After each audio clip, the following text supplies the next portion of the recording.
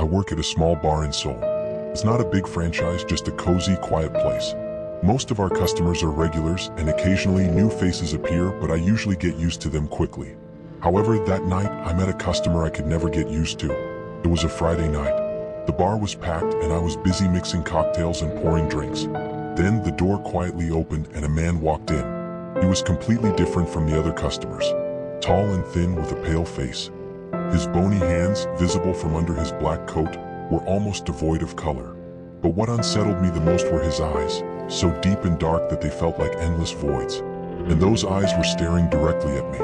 Without saying a word, he walked to a secluded corner and sat down. At first, I thought nothing of it, but as time passed, I began to notice strange things. He never looked at the menu, never glanced toward the bar. He just sat there, slightly hunched over, his hands resting on the table as if he were waiting for something. Finally, I approached and spoke to him. "Would you like to order something?" Slowly, he raised his head. The moment our eyes met, chills ran down my spine. His lips curled into a bizarre, distorted shape. A whiskey.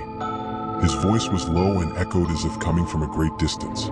I quickly poured him a glass of whiskey and placed it in front of him. He lifted the glass to his lips, but the liquid never decreased. He simply placed the glass back down, motionless. As the night went on, I grew increasingly uneasy. When I turned my head to glance at him again, he was staring directly at me. His deep, dark eyes were still as hollow as before, carrying an eerie emptiness that made my chest tighten. I instinctively took a step back. Then he spoke in a hushed voice. "You don't remember me, do you?" My mind went blank. I had never seen this man before. Not even once. "I'm sorry, but isn't this your first time here?" He said nothing, just smiled faintly and mimicked taking another sip of his whiskey. Then he slowly stood up and walked toward the door. I felt uneasy but did nothing. I just assumed he was leaving. But as he stood at the doorway, he murmured in a chilling tone, "We'll meet again." And then he disappeared. I approached the table to clear it. But then I noticed something strange. The whiskey glass was still full, as if untouched from the moment I poured it. I picked up the glass and tilted it slightly. Yet the liquid didn't move.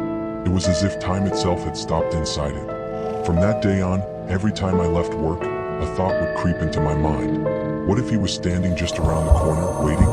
And then, a week later, the door opened again. The man walked in exactly the same as before. Same appearance, same seat, same haunting presence. I nearly dropped the glass in my hand. He looked at me and smiled. "Well then, a whiskey." At that moment, I realized this man would never leave, and I would never be able to forget him.